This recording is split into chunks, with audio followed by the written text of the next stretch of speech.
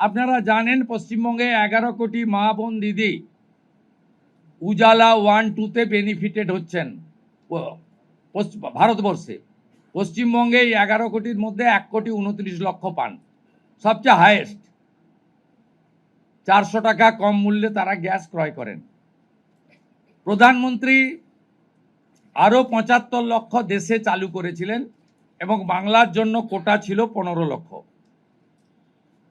গ্রাহক বিতরণ কেন্দ্রে